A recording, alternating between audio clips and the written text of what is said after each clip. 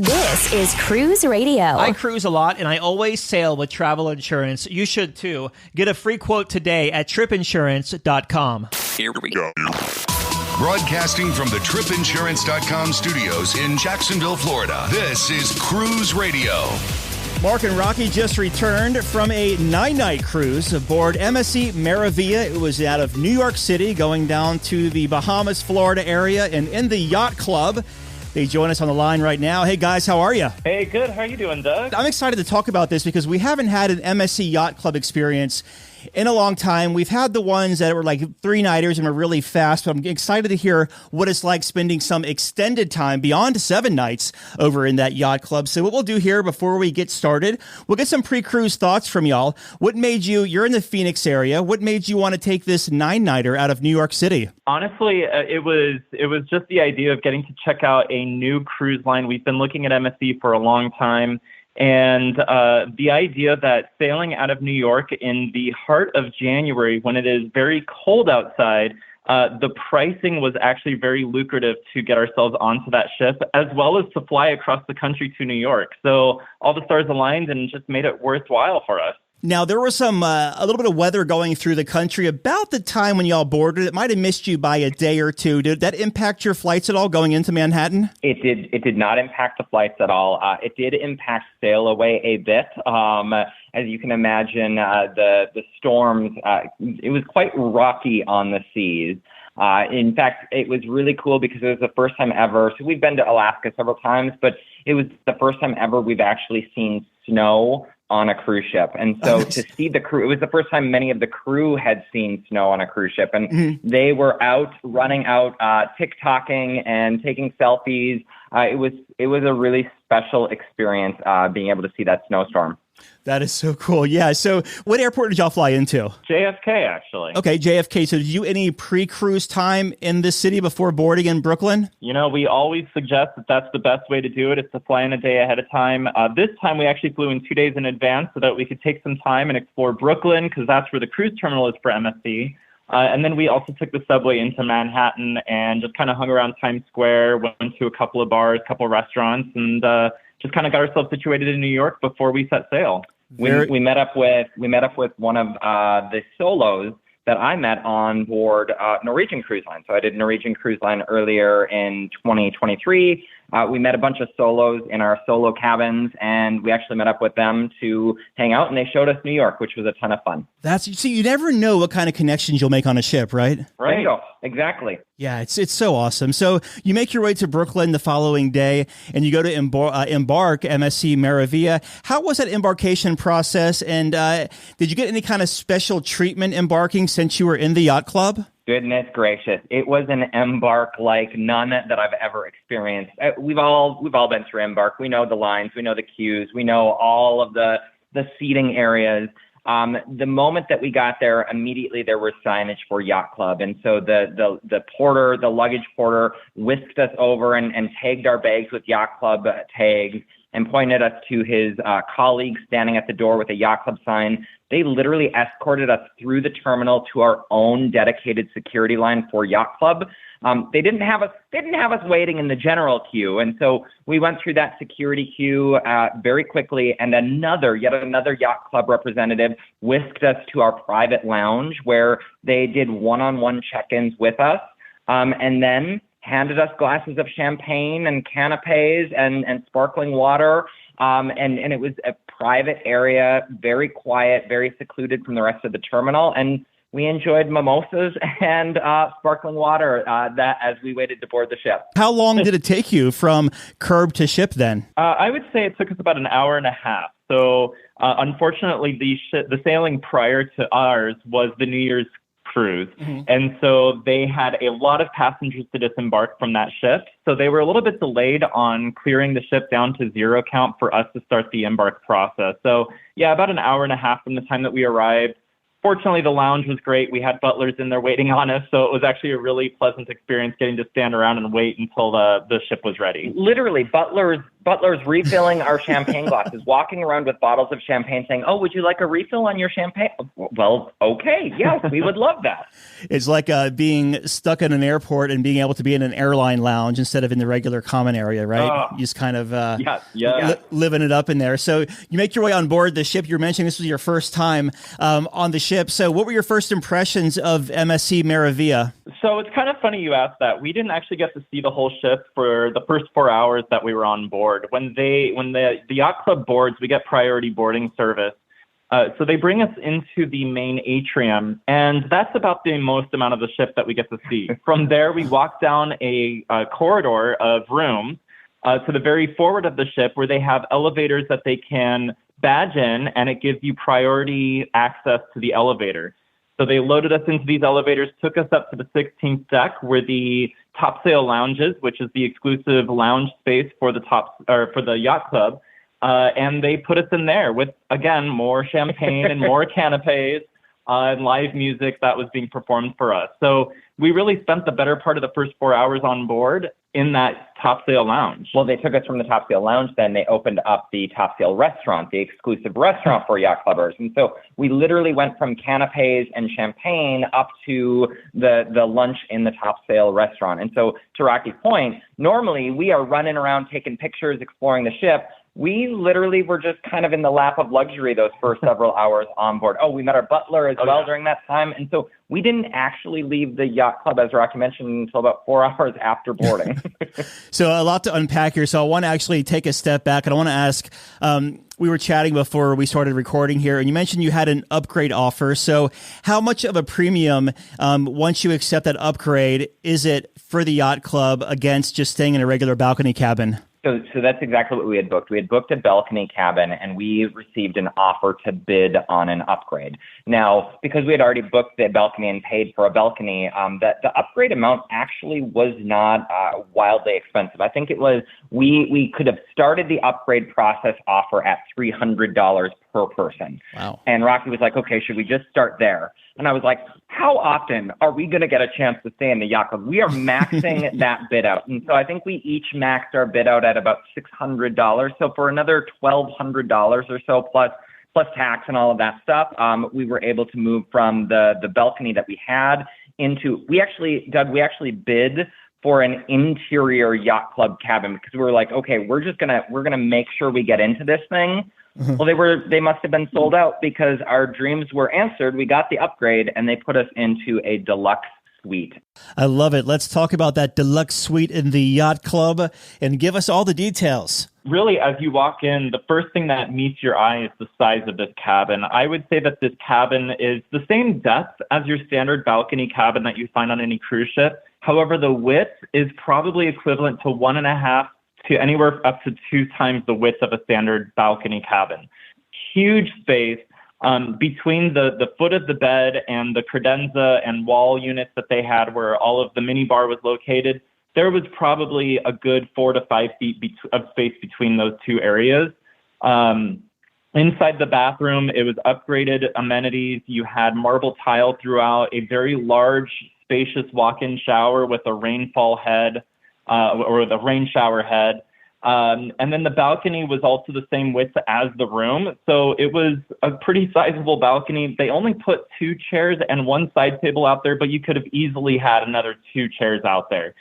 Very large and spacious room. So the question is, how do you use the butler on your cruise? Well, because we oftentimes have butlers on our cruises. I kid. It was the first experience. And so literally the butler introduced himself. We were in the room. He knocked and came in, and he said, "What questions do you have for me?" And we said, "Well, we don't even know what questions to ask." And so he's like, "Well, let's start with your pillow selection. Are your pillows up to your liking?" And Rocky joked, he's like, "Well, we'll sleep on them tonight and let you know."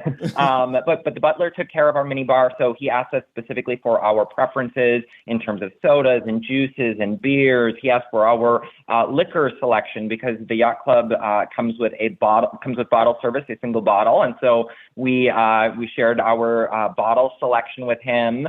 And then he just let us know that he would be the person that would escort us to dinners if we wanted. He would escort us to the theater for shows. He would arrange all of our bookings if we wanted to go to any of the specialty restaurants. And so it was, Rocky and I asked as we were getting ready, we're like, is this just going to be an upgraded room steward, like a room steward that wears a suit? And no, it was significantly more than just a room steward. In fact, we had a junior butler as well. Wow. and a third person that helped service the room. So all in, there were 3 people that were servicing the room. But that butler experience was really unique and new to us. Yes. I love it. So you were on there for 9 nights. Was there enough space in your room to put everything? Yeah, there was. I think one of the challenges that we discovered when we were unpacking our room was the closet space was a little bit smaller than what we're used to on some of the other balcony rooms that we've had in the past. The way that it's set up, you walk in and the closet space is your entrance to the bathroom. And so it's kind of a strange layout. We discovered there were some challenges with that. However, there was a 3-drawer storage space in the main room area that was part of the main, I don't know what you would call it, credenza, yeah. And so that actually made up for some of that lost space. And fortunately, these beds were designed to hold luggage under or suitcases under them. So it was really easy to unpack our room and really get moved in for those 9 days. And don't forget both of the nightstands next to the bed. So there were additional storage tables next to the bed as well. And so there was plenty of storage. But to Rocky's point, the closets seemed to be a little bit smaller than other rooms. The Yacht Club is just like Norwegian's Haven, a ship within a ship concept. So outside of your room, what kind of amenities did you have within your ship? I'm telling you, they design it so you don't have to leave the Yacht Club. They tell you when you're going through the booking process, they say it's exclusive and it's private. And that is very true. And so the entrance to the Yacht Club on each of the floors are glass doors. Truly, they look out into the elevator bank. I think MSC has designed it that way so that people can see in and you can see out, but you have to badge in and out to get in. And so the spaces are beautiful. They've got those crystal staircases. What are those crystals? The Swarovski staircases, the spiral staircases. So we would leave our room and take the staircase up to the next deck, the 16th deck, which is where concierge was, the Topsail Lounge. Topsail Lounge was windows all at the front of the ship. The view of New York, we commented, that was probably the best view of New York we've ever had in that Topsail Lounge. Oh, yeah. The canopy, there's just so much to unpack in that. The full bar. And then again, you take up another spiral staircase and you are there at the exclusive restaurant. And then one more spiral staircase up and you are at deck 19, which is your dedicated lounging space, your pool, your hot tub. There's a daily buffet that they put up there for just Yacht Club guests, along with a bar. Let's talk about some of the food on MSC Meraviglia. Once you get out of your Haven complex and make your way to the buffet with the common folk, how was the buffet and the food throughout the 9 days? So we didn't really discover the buffet area until that first night. Actually, it was the second day that we discovered it. Yeah. Now that I think back on the experience, we like to refer to those areas as Gen Pop. And as we walked into the buffet, we kind of felt like we were in someone else's place. We didn't really feel like we knew our way around because we had spent so much time on the ship before we found the buffet. But once we did find it, I'll tell you, Doug, we spent a good amount of time there, especially for late night buffets. This was the first time that we'd really seen a cruise line dedicate a late night buffet to its passengers on a consistent basis.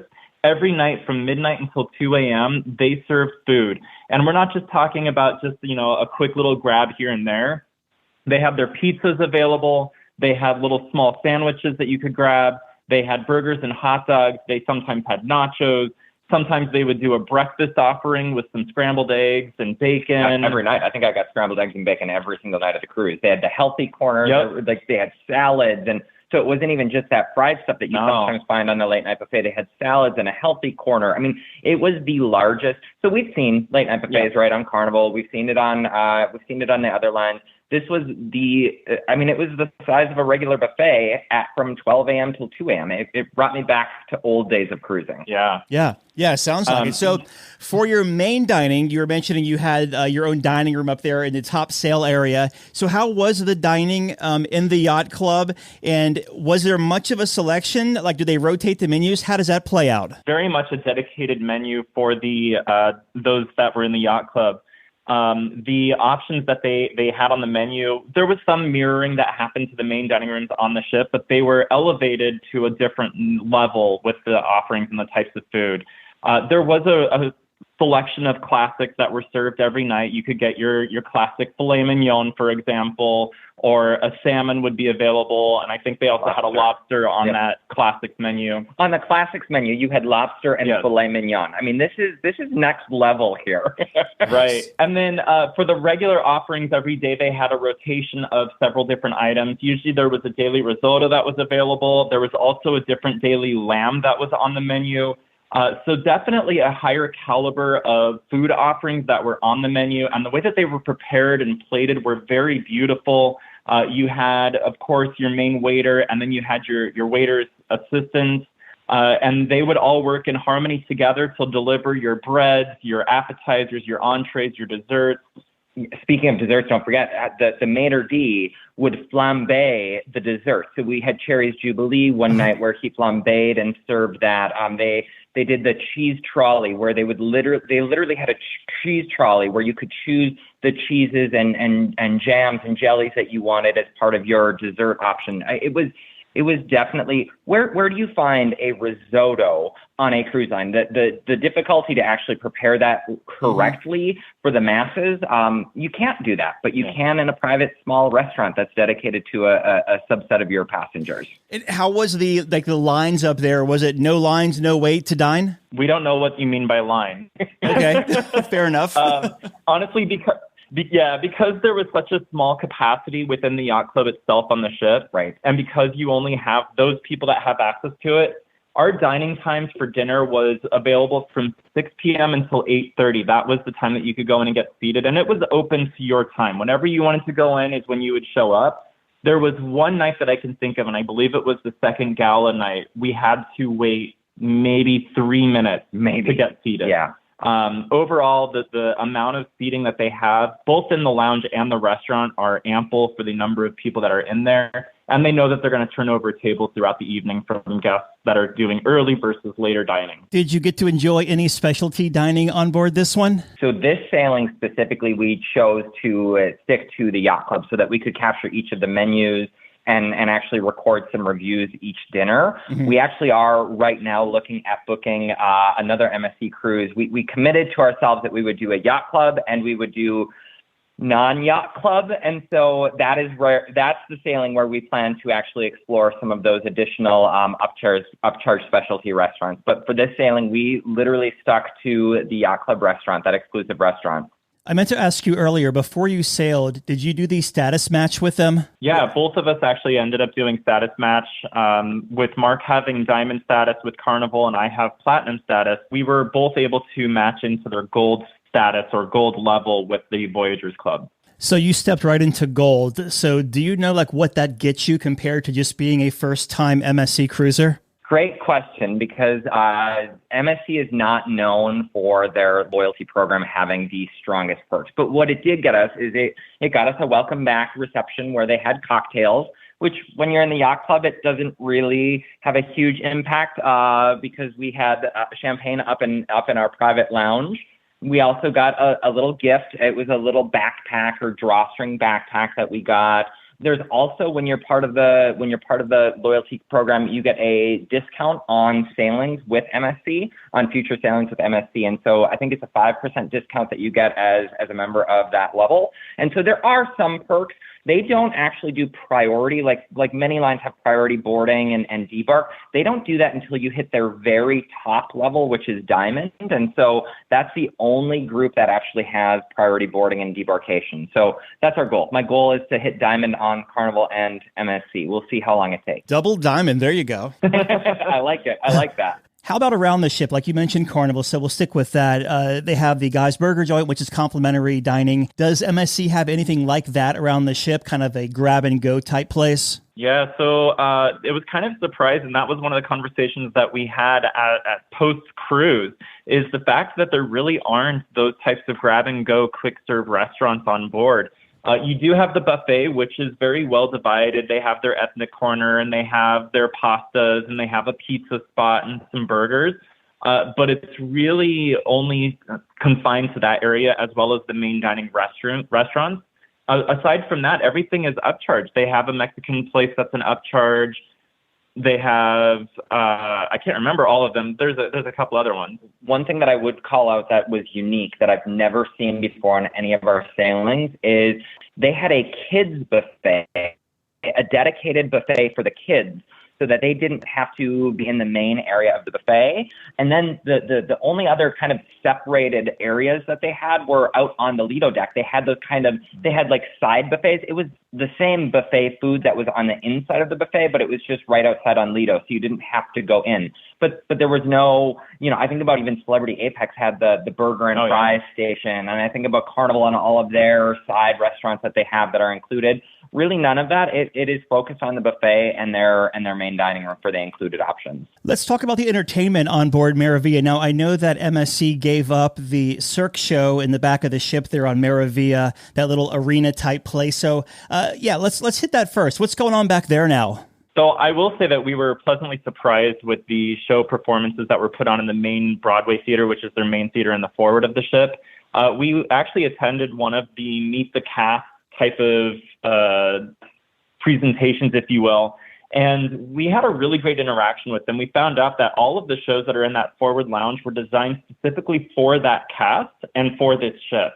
So in all, we were very impressed and very much enjoyed all of the shows that we saw in that forward lounge. Now, going to your question about Cirque du Soleil's partnership, you can see that there still is some residual design with the shows that they have in that back lounge that does still exist. They still do aerial acts, and we very much enjoyed those performances. But one thing to be aware of is MSC still continues to consider that an upcharge and add-on type of an experience. So if you buy it on the ship, it's $18 a person to get into one of those shows.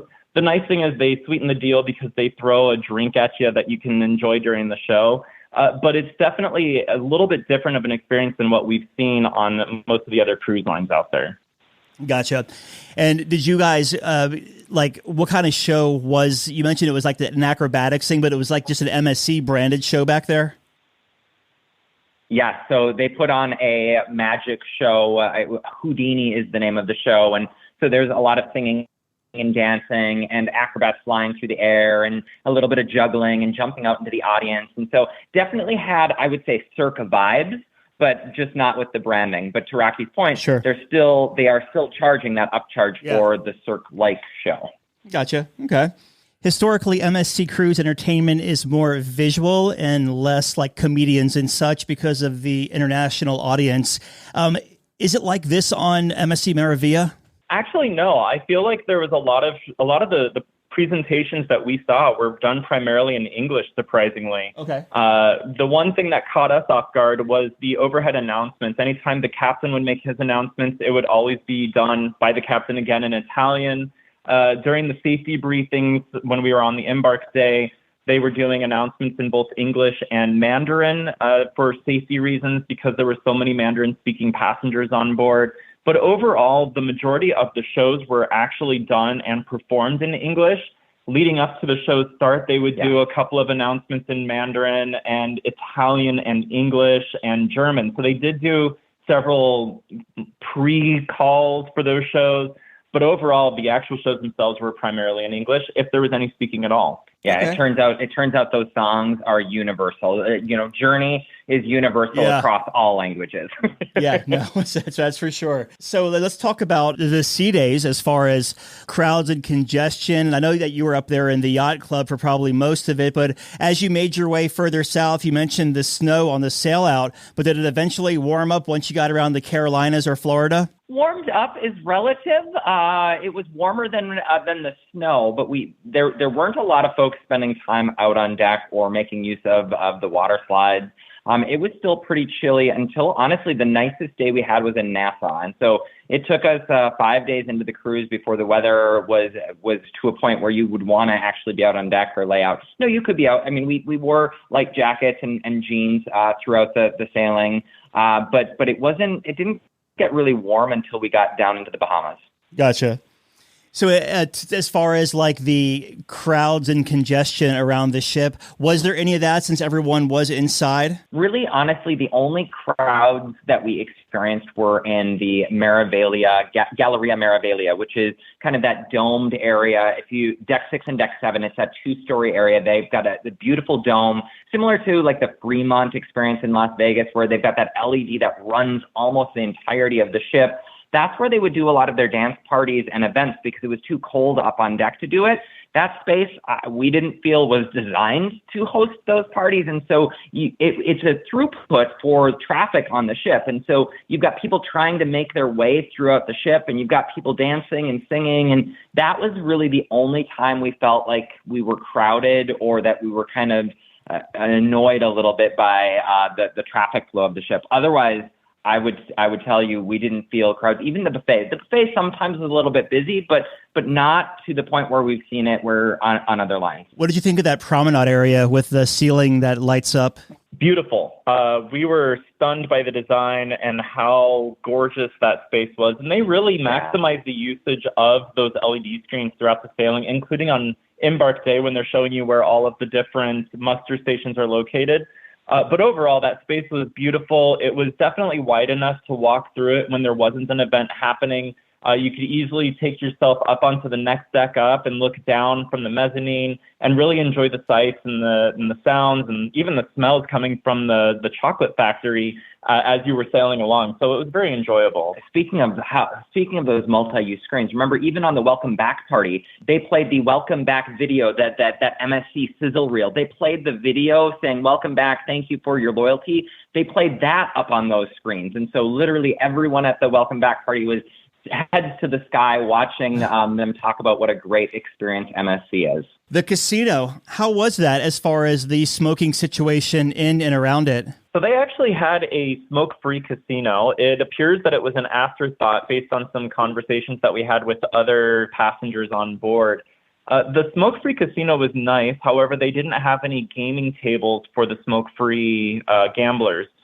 Now, the interesting thing was the placement of the Cirque Theater. You actually have to walk through the smoking casino to get to the theater, which was kind of a strange setup. But the way that the casino is set up, they put the main bar in the center of it, so you're really not diving into the main casino itself. Overall, the casino seemed like a pretty ample size, very comparable to what we're familiar with on some of Carnival's Vista class of ships. Yeah. Okay. Very cool. So let's talk about the ports of call you hit on this 9-night cruise. And what we'll do here is we'll hit the first one, give us a highlight, then we'll go to the next one, and so on. So the first cruise port that we visited was the exotic location known as Port Canaveral in Florida. If you're not familiar with it, it's often called the Orlando port. We actually had something else arranged. We have some really good friends that we've met also through going on cruises who live in the Orlando area.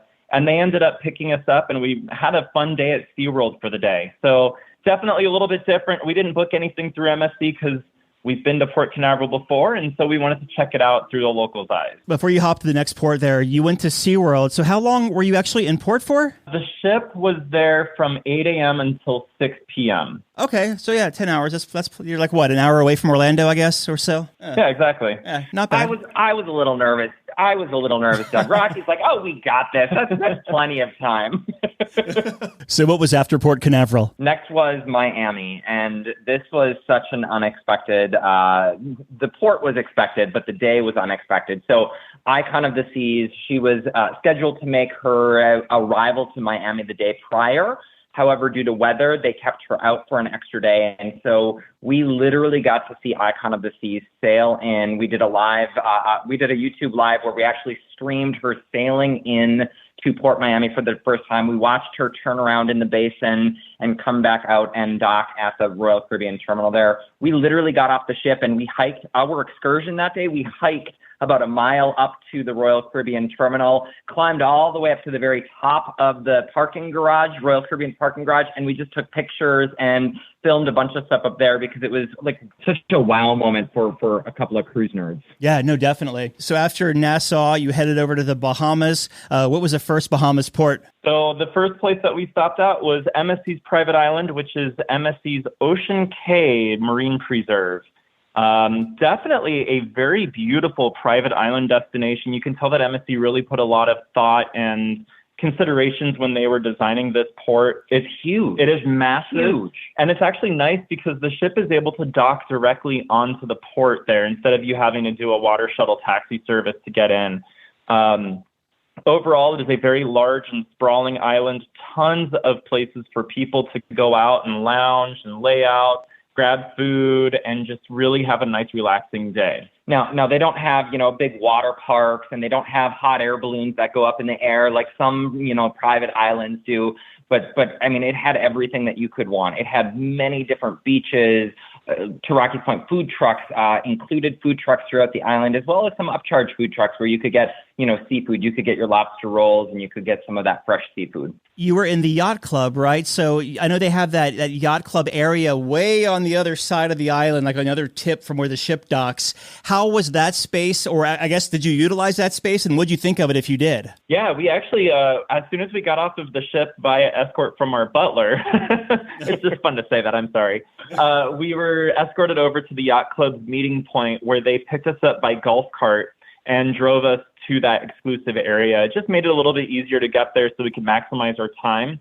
The area is referred to as the Ocean House, and so that's actually where they serve lunch. And it's a very nice, large colonial-style building. The lunch that was served there included amazing bites, from a lobster roll to crab ceviche. That ceviche was so good. The ceviche was delicious. They had your standard fare of burgers on the menu as well, and then a couple of salads and other options. Overall, it was a great area. There was signage as you approached it, so you knew that it was reserved for the yacht club guests. There was a private beach, and that's the one downside that I would say about the exclusive area is the yacht club's Ocean House Beach is probably the lesser nice beaches that are found on the island. It's a little bit rough. There's some larger sand bits, if you want to call them that.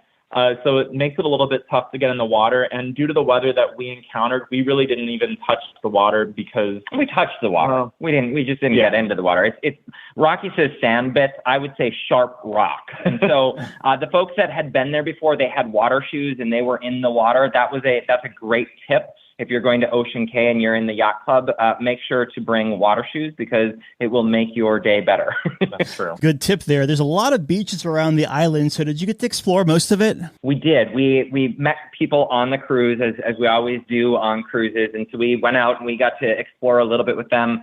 I will say with the exploration, in hindsight, I wish we would have done that first because it started to pour.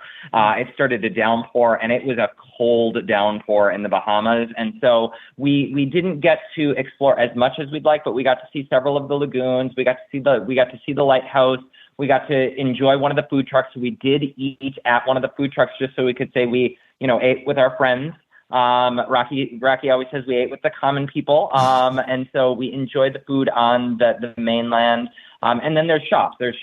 You can buy ice cream cones and you can buy various things on land as well before we headed back to the ship. And unfortunately, that was the only, we were spoiled by this point, Doug. We were looking for our butler escort back onto the ship, but there was not one onto the ship. And so we had to wait in the rain with the rest of the entire ship that had to all run back to get onto the ship as well. Oh, no. It's horrible. Did you get to stay at night to see the lighthouse lit up? Yeah, so back on board actually wasn't scheduled to be until 8 o'clock that evening. Most of the passengers had re-embarked on the ship by about 3:30 or 4 due to the weather, but we did stay docked there. And we actually were wondering about that lighthouse show because we'd heard about it. And so we went to the concierge who gave us a really great recommendation on where to go to view it so we could also hear the music that was playing through the lighthouse show.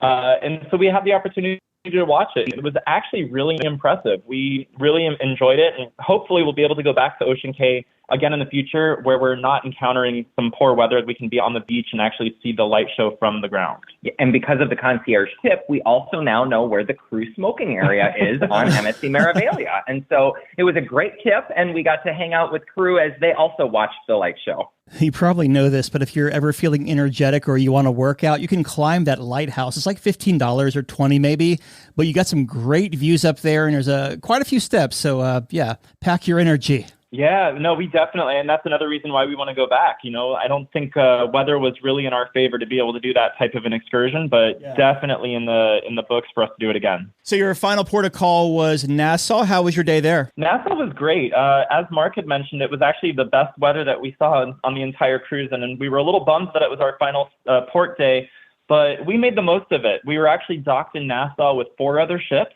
so a standard busy Nassau day, nothing unusual there. We actually have a tradition whenever we're in Nassau where we go visit a rum distillery in a little bit deeper into town.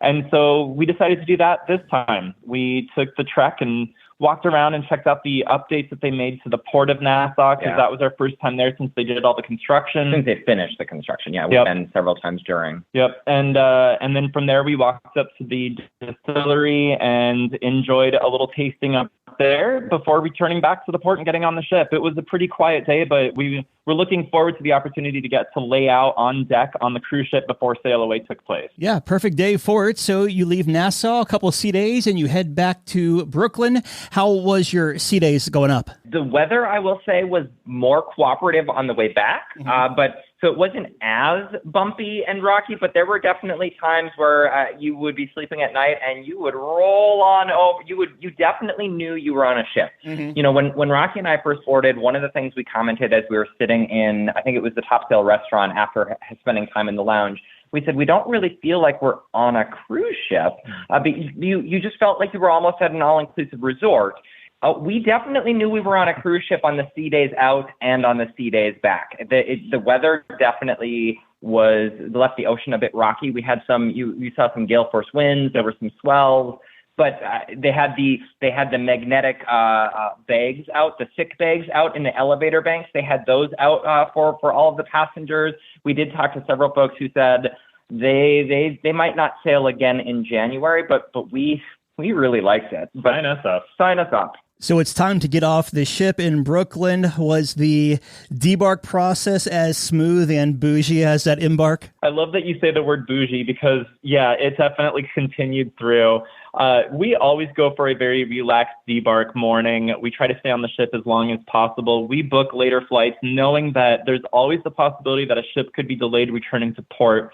And fortunately for us, the ship did arrive on time. However, we didn't end up disembarking from the ship until much later. We decided to go down and have breakfast down in the main restaurant, the Topsail restaurant in the yacht club area. And once we were done eating there, we went down to the lounge and enjoyed a quick beverage and a couple of little canapes, just trying to get our last bits in. And chatted with the bartenders. The bartenders were just so tremendously friendly the entire sailing, and we just hung out with them and enjoyed some coffees and drinks. Yep. And then once we were ready to get off of the ship, we went to the concierge, and actually we ended up seeing our butler at the concierge desk, and he offered to help us get off the ship. And so he actually took Mark's 2 suitcases that he was carrying from his hands and wheeled them to the elevator, took us down to the lower deck, and wheeled us all the way over to where they take you off the ship, where they scan your card to say you are officially disembarked from the ship.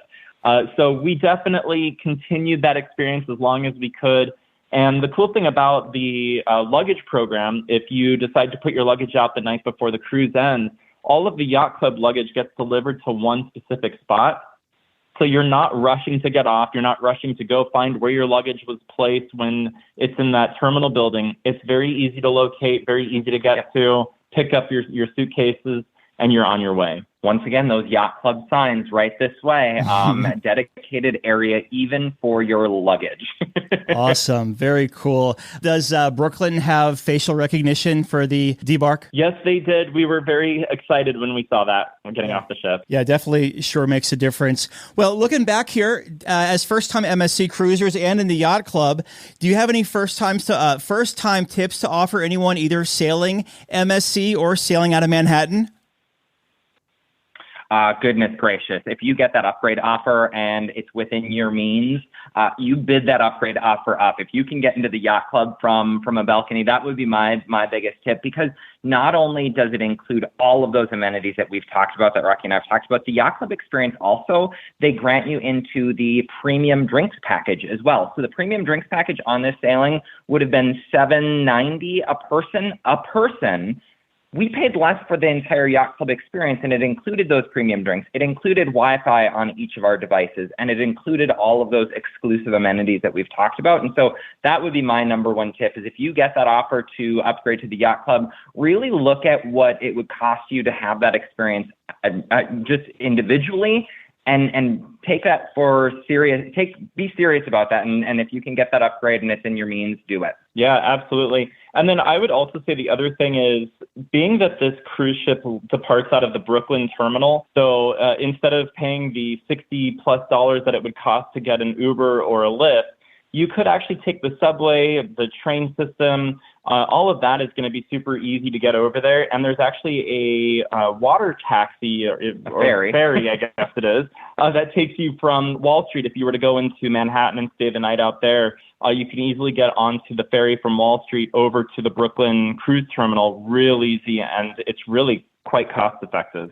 Yeah, that's one thing I've heard over the years, is that a lot of people who are doing cruises out of either Brooklyn or Manhattan, they kind of get taken by surprise how much it actually costs to get from the airport to the cruise port. But a little extra research can save you quite a few bucks, and it's not that bad. I think it's scarier being in New York traffic, quite honestly. Yeah, when we at the Uber, we took an Uber from the hotel to the cruise terminal. I think that was scarier than the subway was, the night before when we had flown in. And so, yes, I think that's such a great tip. I love that.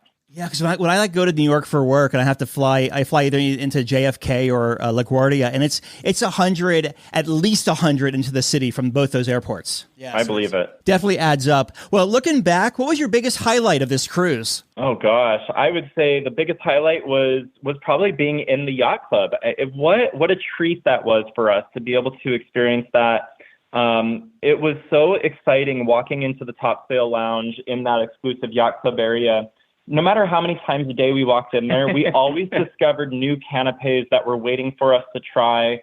The bartenders and the servers in the Top Sail Lounge were all very friendly. They started to get to know us, get to know what drinks we enjoyed the most, and they would start making recommendations based on the spirits that we were drinking to make our journey that much more enjoyable. I think for me, one of the best bites of food I've had on a cruise ship was in the Eden restaurant on board Celebrity Apex.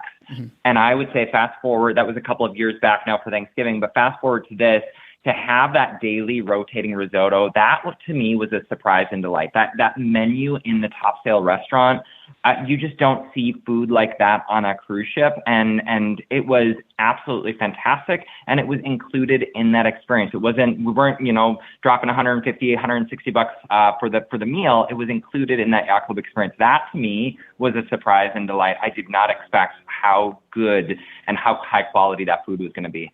And now Rock is cooking risotto every evening. I still have some work to do to perfect it. Well, in closing here, your final thoughts of MSC Meraviglia. I would say the MSC Meraviglia is a gorgeous ship. MSC did a great job in designing and developing this class of ship. The size of it was great. Now, we did have a lower capacity on the ship during our sailing, but we still managed to have a great time. We met a lot of great friends. We found places to call our own that maybe were not in the yacht club specifically, but we discovered the Sky Lounge as a great place to meet people and to be able to enjoy the company of others that were not a part of the yacht club, and really just kind of put ourselves with the rest of the population that was sailing. Very good. The champagne bar was another one of my favorites. The Edge Bar, the champagne bar, that looked out over the water as the ship was sailing. That was great. Those champagne cocktails were amazing. Yeah. And that's the beauty, right? When we would flash our yacht club bracelets.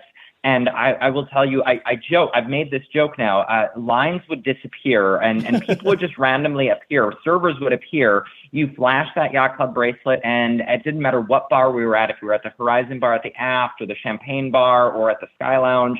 They just showed up and they took such great care of us. You can tell that even the rest of the ship is trained to pay attention to yacht club guests, because it was just such a cool experience. I I'm excited to go back on MSC Meraviglia in the standard amenities, in the non-yacht club amenities, to be able to experience it truly and compare and contrast, to be able to talk about what does that value look like and how does it feel to sit down in the main dining room each night for dinner versus in your dedicated restaurant. And so I am excited to get back on the ship. We're booking the inaugural on MSC World America. Nice. And so it was a great experience and great sailing. And so MSC gets a lot of bad rap out there. There's a lot of negativity about there. There's people that love or hate it.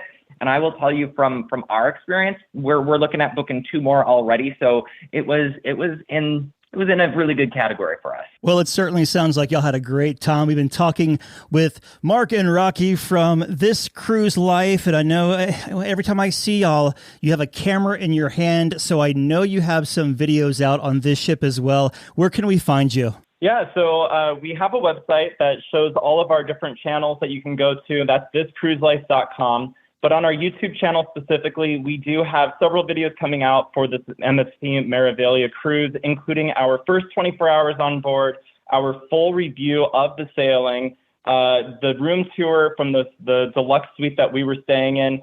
And who knows, maybe there'll be even more details coming out to our channel in the near future. Oh my gosh, we ate so much food. I guarantee you there will be multiple food videos out there, Doug. I'm telling you, we did capture a lot. We wanted to remember this yacht club experience. And so, and it's just simply youtube.com/thiscruiselife, or as Rocky mentioned, thiscruiselife.com. That has everything, all of our socials on it. Awesome. We'll link to it also in the show notes at cruiseradio.net. Mark, Rocky, thank you all so much. Thank you so much, Doug. Thank you. Yes, it was a pleasure being able to share our experience on MSC Meraviglia and the yacht club, which I do hope we get another upgrade offer. I'm not going to lie. If they do offer us an upgrade offer, we might not do the general. We might do it. We might have to book another one to experience the general. There you go. YOLO, right? That's right. Just back from a cruise? Let's talk about it. Email Doug at cruiseradio.net. A big question we get at Cruise Radio is, how do I know if I need trip insurance? Simple answer. If you're getting on a plane, taking a road trip, or getting on a cruise ship, you need to have travel insurance. Hey, it's Doug Parker from my friends at tripinsurance.com. Not only does tripinsurance.com protect your vacation investment, but it also gives you peace of mind in case anything were to go wrong on your trip. How do they do it? They offer 3 different types of trip insurance policies. Good, better, and best. One policy for every vacation budget. But it doesn't just stop there. They're up to 40% lower when you shop around on other comparison sites. Plus, tripinsurance.com offers 24-hour customer support before, during, and after your trip, online claims assistance, and travel alerts to let you know what's going on at your destination. But find out for yourself. Check out tripinsurance.com. All right, Dougie, let's see what we got for you, buddy. Cruise Radio is produced at the tripinsurance.com studios in Jacksonville, Florida. Get cruise news, ship reviews, and money-saving tips every Thursday on Cruise Radio. If you've enjoyed this episode, please subscribe to the show. If you want to help spread the word, give Cruise Radio a 5-star review. Find Cruise Radio where you listen to your favorite podcast or online at cruiseradio.net. I'm your announcer,